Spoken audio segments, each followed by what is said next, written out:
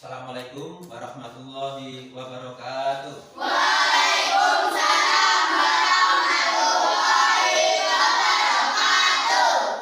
Mulai. Bismillahirrahmanirrahim. Rabbi zidni ilma warzuqni fahma. Ya Allah, tambahkanlah ilmuku dan berilah aku pemahaman yang baik. Amin. Alhamdulillah anak-anak, hari ini kita bisa bertemu kembali dalam pelajaran fikih ya dengan Pak Imron ya. Bagaimana kabarnya hari ini anak-anak? Alhamdulillah, luar biasa. Allahu Akbar. Yes. Terima kasih anak-anak. Kali ini Pak Imron akan menjelaskan tentang materi makanan halal dan haram ya. Dan khusus untuk hari ini kita akan membahas makanan halal dulu ya. Di rumah kalian sebelumnya sudah belajar kan, kemarin sudah disampaikan Pak Imron ya? Bisa memberikan contoh kira-kira makanan halal yang ada di sekitar kalian itu apa saja ya? Ya, Fatimah. Buah-buahan, sayuran, susu, dan nabati. Kira-kira betul masalah jawaban dari teman kalian? Betul. Alhamdulillah. Jadi itu contoh-contoh makanan halal yang ada di sekitar kita. Marilah sekarang akan saya jelaskan tentang materi makanan halal yang akan kita bahas lebih mendalam. Ya, kita perhatikan pada layar monitor. Baik anak-anak ya, perhatikan di layar monitor ya, pelajaran fikih kelas 6 ya, yaitu kita akan belajar tentang makanan halal dan haram ya. Untuk pertemuan kali ini Pak Imron hanya menjelaskan tentang makanan halal ya.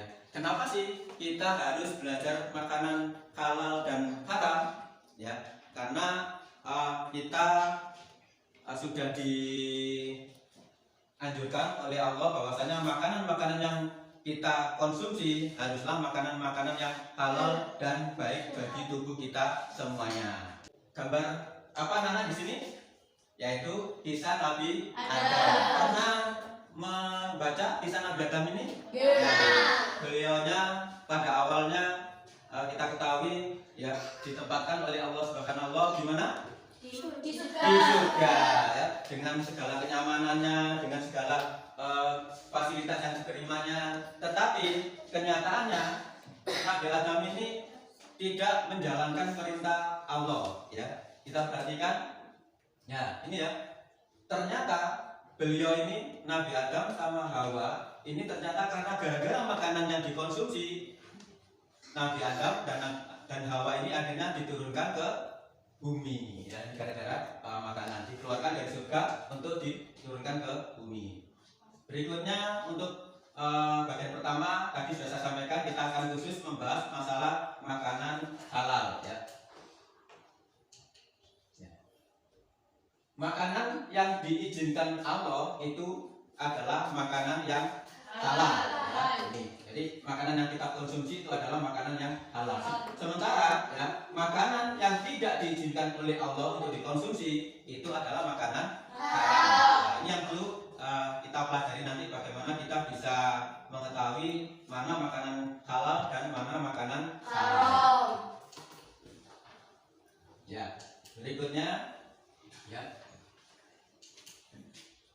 Bagaimana kita bisa mengetahui makanan halal itu ya? Itu ada beberapa macam yang perlu kita ketahui ya. Yang pertama ya, halal berdasarkan li zatihi atau berdasarkan zatnya ya. Yang kedua, halal karena cara memperolehnya. Sementara yang ketiga yaitu halal cara mengolahnya ya. Jadi ada beberapa macam makanan halal itu. Yang pertama halal karena zatnya, yang kedua halal karena cara memperolehnya, dan yang ketiga halal karena cara mengolahnya. Nah, dasar hukumnya yaitu dari surat Al-Baqarah ayat 168.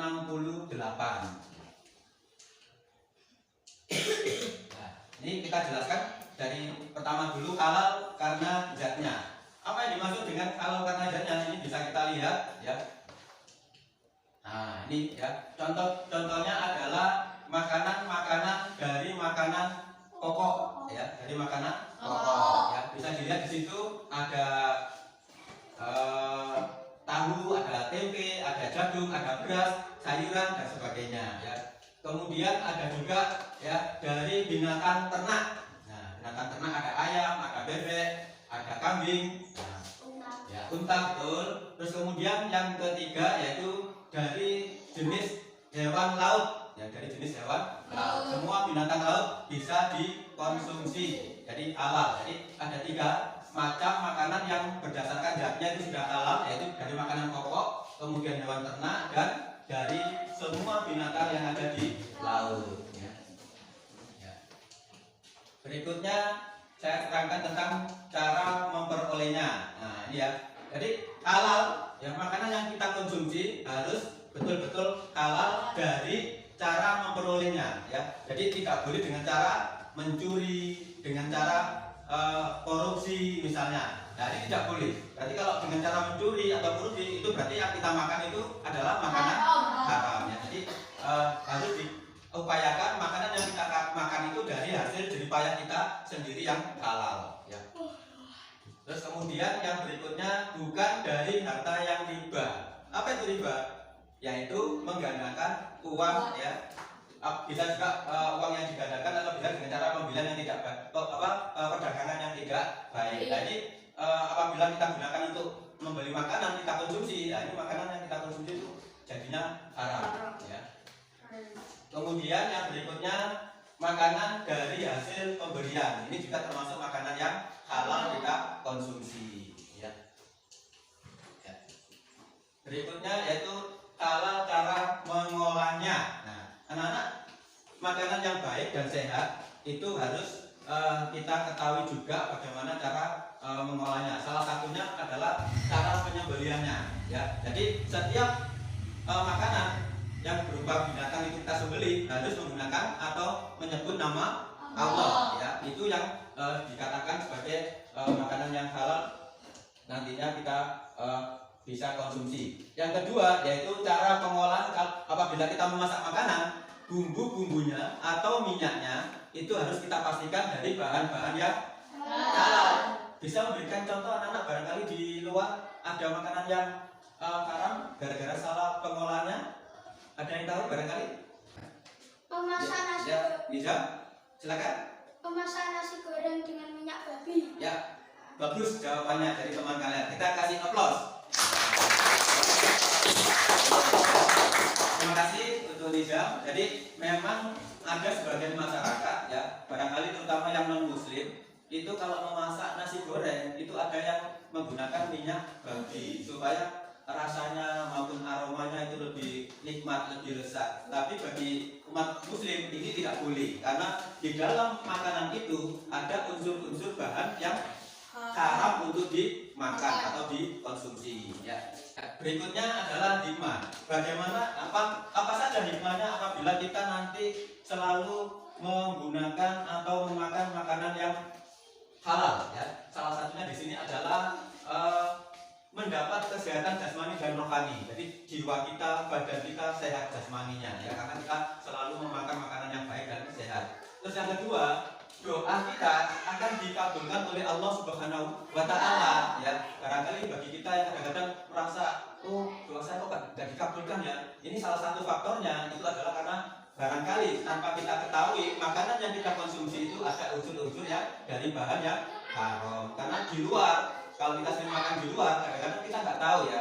Misalnya kita beli fried chicken, kita nggak tahu ayamnya tadi dipotong dengan menyebut nama Allah apa tidak. Nah itu salah satu contoh ya. Terus kemudian apabila kita sering mengkonsumsi makanan halal, hikmah yang lain adalah dijauhkan dari murka Allah.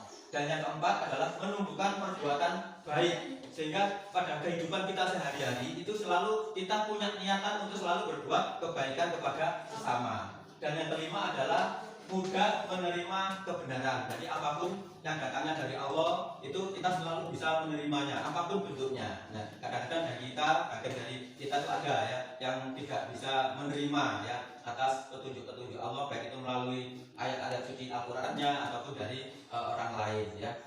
Sementara ini anak-anak untuk materi makanan halal ya. Setelah ini saya akan membagi kalian untuk berdiskusi menjadi 2 kelompok ya. Baik anak-anak, untuk memahami materi makanan halal ya, kalian akan saya bagi menjadi 2 kelompok. Akan saya berikan tugas untuk menentukan mana-mana yang termasuk makanan halal, dan silakan dikasih penjelasan dari apa yang sudah kalian pilih. Untuk memudahkan, saya bagi jadi 1 kelompok putri di sebelah sini dan 1 kelompok putra di sebelah kanan. Ya, silakan langsung menuju ke posisinya masing-masing.